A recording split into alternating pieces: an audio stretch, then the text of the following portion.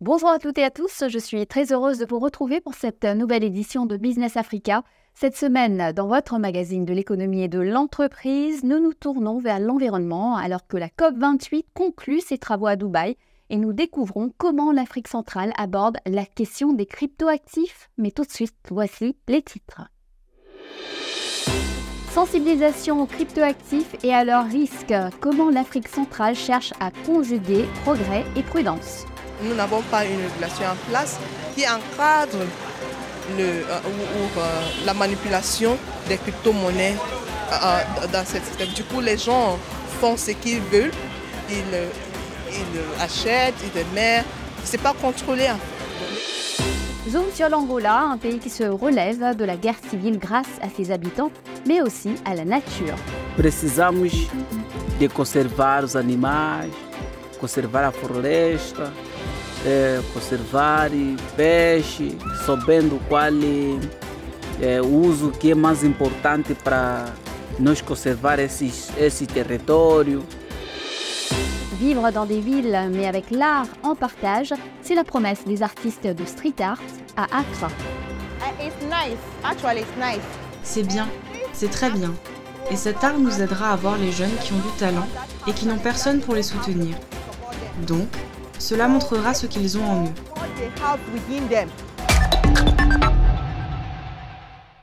C'est une nouvelle qui a secoué la communauté de la crypto-monnaie. Changpeng Zhao, président de Binance, le plus important marché de ces actifs virtuels, a plaidé coupable de blanchiment d'argent aux États-Unis et a démissionné. Il devra régler ainsi que Binance des amendes astronomiques. Ce roi déchu de l'argent virtuel était encore l'an dernier en République centrafricaine pour y encourager l'usage de la crypto-monnaie. Pendant ce temps, dans la sous-région d'Afrique centrale, les cryptoactifs sont déjà utilisés dans le marché des titres publics, mais l'activité n'est pas régulée. Notre journaliste à Douala, Maxime Farel-Bounia, a assisté à un forum de sensibilisation de la CEMAC à ce sujet. Regardez. Alors que les faillites en cascade se poursuivent sur le marché des crypto-monnaies outre-Atlantique et que les réglementations se durcissent en Europe, les marchés financiers africains se trouvent actuellement en pleine expansion avec l'essor de Bitcoin, une monnaie numérique qui suscite un intérêt croissant de la part des investisseurs africains. La crypto-monnaie, c'est une devise, oui. C'est des devises digitales. Donc sur le digital, si par exemple tu veux faire du commerce et tu veux collaborer avec les autres des partenaires d'affaires ailleurs et tu possèdes des cryptos, vu que c'est utilisé dans les autres marchés, tu peux facilement faire cette affaire au lieu de chercher à convertir une devise locale à une devise internationale, de pouvoir faire l'affaire. La crypto-monnaie a vu le jour en 2009, mais c'est en 2013 que cette monnaie digitale a vraiment pris de l'ampleur et elle a commencé à séduire l'Afrique il y a quelques années avec des avantages indéniables. Il y a de cela quelques mois, la valeur du dollar a augmenté, oui. Et comparé au franc CFA, le franc CFA a baissé, la valeur a tant baissé. Si tu avais peut-être un bitcoin qui coûte aujourd'hui 27 000 $, si quelqu'un était aux États-Unis avec un bitcoin, si la valeur du bitcoin augmente, c'est que la personne qui est au Cameroun ou en RCA ou au Gabon devient riche aussi. Et si ça diminue, la personne qui est aux États-Unis, il est au même niveau que celui qui est en France. Avec le temps, d'autres actifs numériques virtuels sont nés, reposant sur la technologie de la blockchain à travers un registre décentralisé et utilisé dans les marchés de titres publics ou OTA, obligations du trésor assimilables. La plateforme Ejara, cofondée par l'entrepreneur camerounaise Nelly Chatoué Diop, permet des transactions en crypto-monnaie à partir du franc CFA via une application et atteint ainsi un nombre croissant de personnes non bancarisées. Nous achetons l'OTA sur le marché, l'OTA, que ce soit Cameroun, Gabon, Congo, en fait de la CEMAC. Nous mettons à disposition de ces OTA auprès de Ejara qui permet de toucher des cibles que le marché ne peut pas toucher, c'est-à-dire elle prône l'inclusion financière, où elle fractionne ses obligations en part de 1 000 francs qui permet en fait de toucher celle-ci. Grâce à la technologie et à la blockchain, il dira mais c'est titre via le numérique. C'est cela qu'on appelle l'actif numérique. Cependant, l'activité n'est pas sans risque pour les investisseurs. Le domaine n'est pas régulé par un organisme de contrôle. De plus, les cryptoactifs sont volatiles. Nous n'avons pas une régulation en place qui encadre la manipulation des crypto-monnaies dans ce système. Du coup, les gens font ce qu'ils veulent. Ils achètent, ils émettent. Ce n'est pas contrôlé. En fait. Les gens se sont servis de ceci pour soutirer les gens, en anglais on dit scam, pour arnaquer les gens. Vous voyez, les gens disent ok, achète des bitcoins, c'est un nouveau phénomène, ça va vous rapporter beaucoup d'argent. Mais ils ont oublié de les éduquer d'abord sur ce que c'est que la crypto-monnaie, ce que c'est que le bitcoin et les risques qui sont liés à ce phénomène. Cette problématique était au cœur de la 6e édition de la Semaine internationale des investisseurs CEMAC portant sur la finance durable et les risques associés aux cryptoactifs. C'est un secteur nouveau, spécifique et technique. Et la connaissance des outils doit s'accompagner de la sensibilisation. Parce que la base de notre métier, c'est de protéger l'épargne publique. Et l'épargne publique, ce sont vos petites épargnes que vous placez sur le marché financier. On doit vous expliquer pourquoi il faut aller sur le marché. Vous financez l'économie, vous financez la croissance et vous permettez aux entreprises du tissu national et du tissu économique de la CEMAC de trouver les financements. Les rencontres ont simultanément été organisées dans plusieurs pays de la sous-région Afrique centrale, une initiative de la Commission de surveillance du marché financier. Longtemps restée réticente aux cryptoactifs, la Banque des États de l'Afrique centrale, la BEAC, a reconnu la nécessité d'élaborer un cadre normatif communautaire des cryptoactifs dans la zone CEMAC. Le résultat de la pression suscitée par les réformes du Parlement de la République centrafricaine qui a révisé sa loi d'avril 2022 régissant la crypto-monnaie. Cap maintenant sur Dubaï où se clôture cette semaine la conférence des Nations Unies sur le climat, la COP28, avec déjà une remarquable avancée pour l'Afrique puisque le Fonds Pertes et Dommages climatiques des pays vulnérables a trouvé ses premiers financements. Les Émirats arabes unis se sont engagés à verser 100 millions de dollars. Ils ont été suivis par l'Allemagne qui versera également 100 millions de dollars. Le Royaume-Uni contribuera 40 millions de livres sterling. Le Japon et les États-Unis verseront respectivement 20 et plus de 17 millions de dollars. Jusque-là, l'absence de plan de financement bloquait les débuts du nouveau fonds. Et le Kenya profite de l'opportunité de la COP28 pour accélérer sa transition verte. Au total, le pays a signé 7 projets pour près de 5 milliards de dollars en marge de la conférence des Nations Unies à Dubaï. Il concerne aussi bien des centrales géothermiques que des centres de données alimentés par l'énergie renouvelable. Le président kényan William Ruto est connu pour encourager l'Afrique à devenir un véritable géant de l'énergie verte.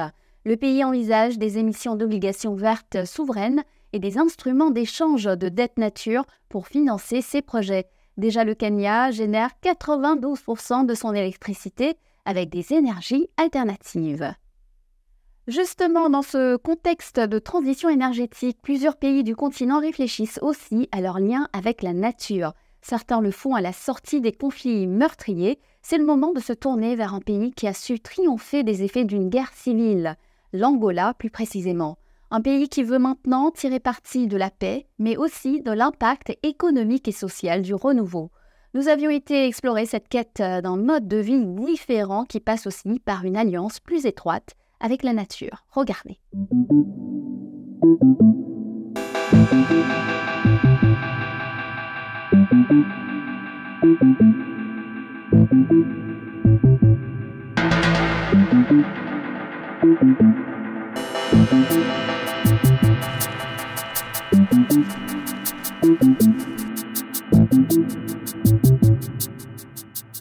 Eu fui raptada em 1998 no lugar do Mwega Missa e eu fiquei na comuna do Yuva a fazer travessia do rio Quando, fazendo transbordo de material para o tempo da UNITA, para procurar a vida, não te matar. como não conseguia levar na cabeça, então me incluíram no grupo que faz transbordo da canoa. Então ali é o motivo que me faz para mim fazer esse trabalho. É só para salvar a vida e conseguir sobreviver.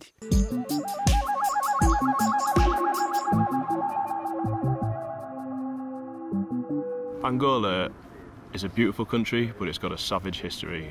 500 years of colonial rule followed by war, either independence struggle from the Portuguese or also, the civil war itself, which to begin with was a huge conventional conflict between two big conventional forces, then falling off into a guerrilla type conflict, almost like a resistance type struggle. So that leaves a legacy. There's a lot of explosive items in the ground.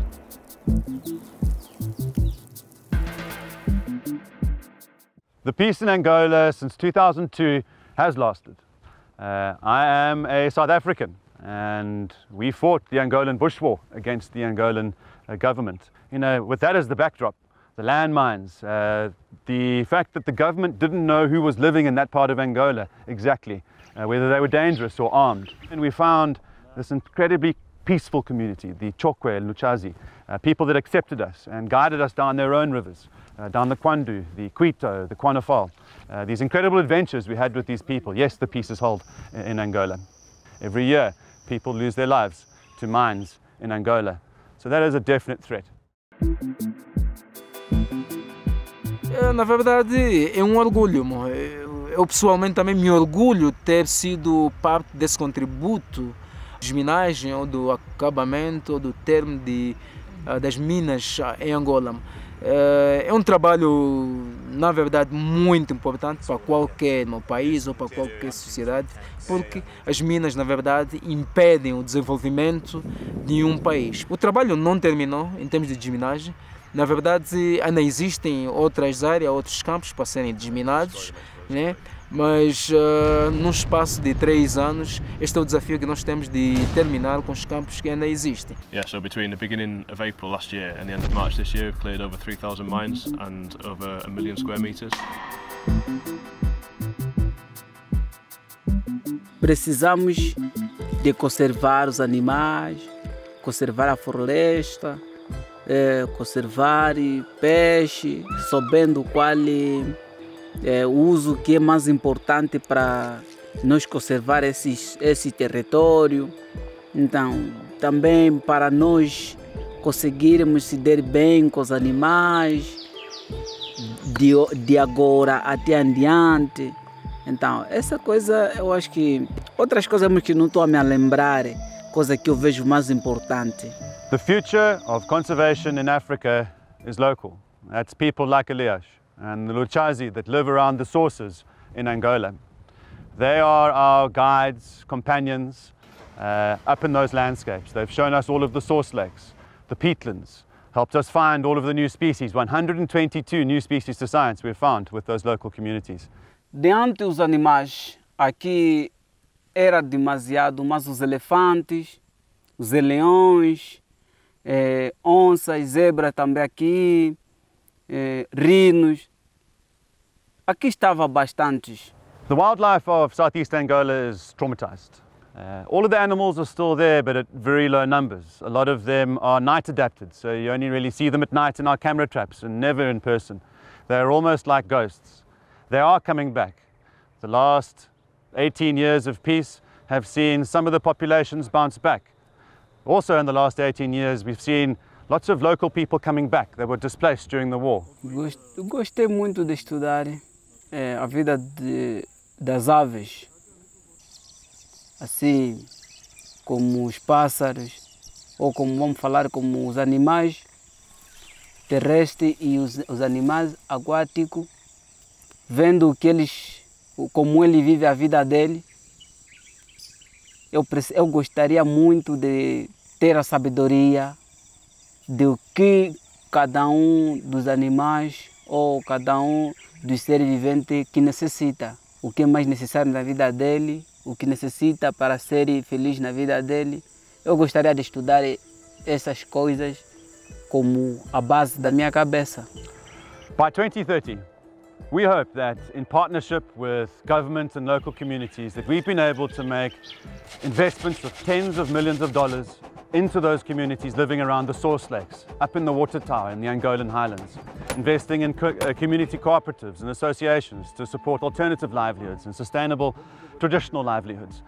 Já descobrimos que no rio não pode se lavar com sabão muito porque danifica peixe, danifica os animais aquáticos. Já nos explicaram que a floresta não se usa assim. Muitas coisas que nós estamos a aprender mais com a vossa exploração. Rivers are wonderful metaphors for that, crossing these borders and becoming them. We need to break down those barriers and realize peace in Africa.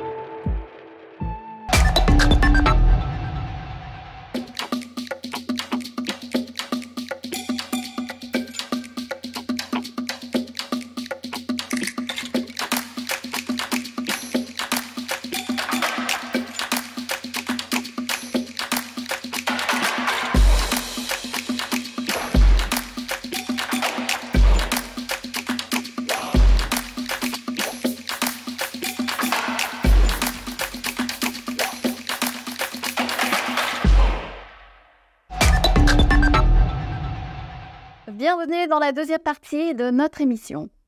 Après le long hiver Covid, c'est l'heure de la stabilisation pour les compagnies aériennes africaines. C'est ce qui ressort du rapport d'Abderrahmane Bert, secrétaire général de l'Association des compagnies aériennes du continent, l'AFRA. 85 millions de passagers ont voyagé avec une compagnie aérienne africaine cette année et les pertes par passager ont reculé de 9,5 $ l'an dernier à 4,4 $ cette année. Mais il reste des obstacles comme le prix du carburant de 30 à 40% plus élevé en Afrique, les lents progrès de la libéralisation du ciel africain à travers le traité du marché unique du transport aérien sont aussi un sujet d'inquiétude. Coupure d'électricité, port engorgé, situation difficile du groupe public d'infrastructures Transnet, tous les signaux sont au rouge pour l'économie sud-africaine. Les directeurs d'usines sont d'ailleurs devenus très pessimistes, un indice qui suit leurs attentes sur le climat des affaires s'est fortement contracté en novembre, démontrant qu'il prévoit une détérioration. Le gouvernement africain a annoncé l'injection de 2,3 milliards d'euros dans Transnet, l'opérateur du port de Durban, qui fait face à un engorgement massif de conteneurs. Et pendant ce temps, les difficultés de l'opérateur public sud-africain des infrastructures ne découragent pas les investisseurs. Ils continuent de se presser en Afrique, centre de toutes leurs attentions les chemins de fer. Une véritable course s'est développée alors que les pays sont en concurrence pour transporter les minerais. C'est le cas par exemple en Zambie, pays riche en cuivre. Dernière nation en date à lancer un projet, la Tanzanie qui envisage une ligne ferroviaire de 5,6 milliards de $ entre l'océan Indien et le lac Nyassa, des terres riches en minerais de fer, charbon et graphite. Plus d'1,3 milliard d'Africains vivront dans des villes en 2050, ce qui va tripler la population urbaine du continent en 35 ans. C'est une révolution sociale en perspective avec l'émergence d'une classe moyenne et supérieure à la recherche d'un meilleur environnement familial. Déjà, des métropoles du continent s'ajustent en douceur à de nouvelles aspirations. Exemple à Accra où s'est développée toute une tradition d'art mural, du street art pour accompagner l'évolution de la ville. Regardez, c'est un reportage de John Awotwi. La ville d'Accra, effervescente, est connue pour ses embouteillages persistants. La nature cosmopolite de cette ville ouest-africaine favorise une évolution constante à travers ses infrastructures et projets. Une des transformations actuelles saluées par la capitale est le projet Mur de la ville, à travers lequel des artistes locaux collaborent pour embellir les rues animées d'Accra avec des peintures murales vibrantes d'une riche signification culturelle et historique. Ces peintures massives sont une initiative du Conseil des arts créatifs du Ghana. À son origine, plus de 50 artistes professionnels appartenant à l'association ghanéenne des artistes visuels et Accra Doll Alt, un réseau créatif ghanéen qui promeut l'art alternatif. Le rôle de l'art dans l'espace public avec le but d'embellir la ville a été identifié il y a plus de 30 ans, lorsque le commissaire à la culture et à l'art de l'époque, le Dr Ben Abdullah, a dirigé un projet. Il visait à immortaliser le père fondateur du Ghana, le Dr Kwame Nkrumah, en créant le mausolée Kwame Nkrumah. Dans le cadre de ce projet, il a convié de jeunes artistes ghanéens à créer un relief pour la façade du musée de la bibliothèque Kwame Nkrumah avec des œuvres de Wiz Kudovo. L'ensemble du projet concernait Kwame Nkrumah. Et Kwame Nkrumah, c'était l'Afrique. Et en plus, Kwame Nkrumah était marié à une Égyptienne. Il y a tellement de choses qui sont entrées dans la réflexion et qui sont intégrées là-dedans. Il était marié à une Égyptienne et l'Égypte représentait le berceau de la civilisation africaine à l'époque.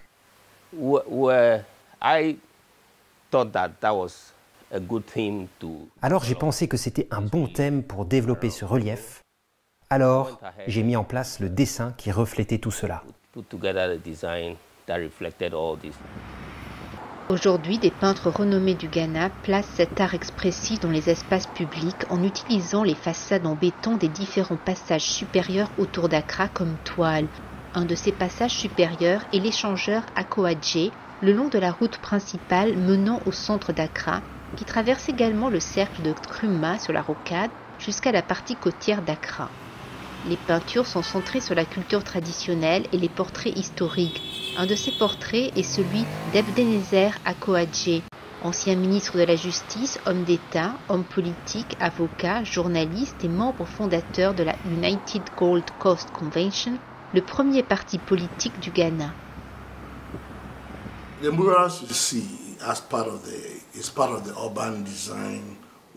Les peintures murales que vous voyez font partie du travail de design urbain pour embellir la ville.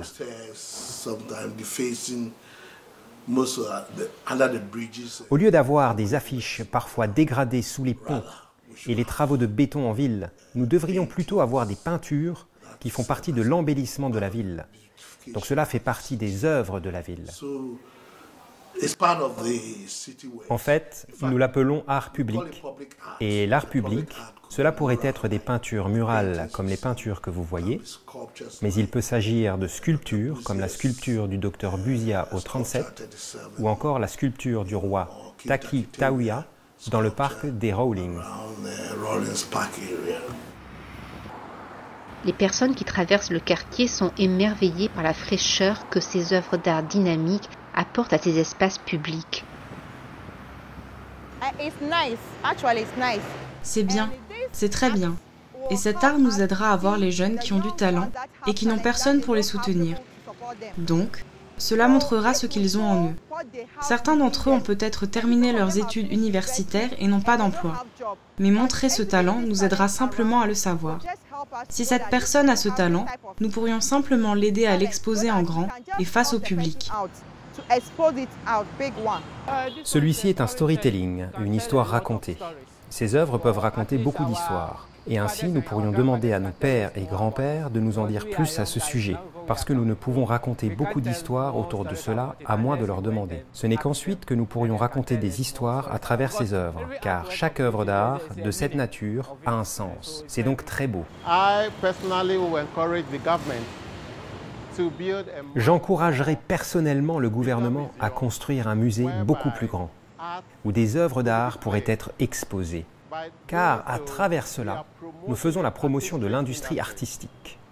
Chaque fois que je viens ici avec mes filles, en fait, elles vont à l'école ici, chaque fois que je les cherche à l'école et quand j'arrive ici, je vois la beauté de l'art. Très impressionnant. Les artistes ont également travaillé à l'échangeur de Tété Karchi. Ils ont remplacé les murs en béton de son viaduc qui avait été précédemment dégradé avec des affiches usées et d'autres supports publicitaires. Aujourd'hui, l'échangeur expose de magnifiques peintures murales rendant hommage à des héroïnes telles que la première femme médecin Suzanne Ofori Atta l'industrielle Esther Oklo, la première femme avocate Annie Diagué et la guerrière Ya Asantewa qui a combattu les Britanniques parmi d'autres. Accra se développe très vite, donc tous ceux qui sont au Ghana pensent que lorsque vous venez à Accra, vous allez réussir. Ainsi, la ville se développe plus vite que nous, les planificateurs, n'avons le temps d'en concevoir les aménagements. Si la ville est bien aménagée, alors nous pouvons avoir la main sur l'endroit où nous devons placer nos peintures murales, nos sculptures et toutes ces œuvres. La planification est toujours à la recherche du développement sous toutes ses formes. À Accra, les embouteillages sont peut-être juste l'occasion d'admirer ces peintures murales qui représentent un mémorial à l'héritage de certaines des figures les plus influentes et les plus remarquables de l'histoire ghanéenne. Et voilà, Business Africa, c'est fini pour aujourd'hui. Je vous retrouve la semaine prochaine, même chaîne, même heure pour Initiative Africa. Nous retrouverons nos invités de cette année et les meilleurs extraits de nos émissions 2023.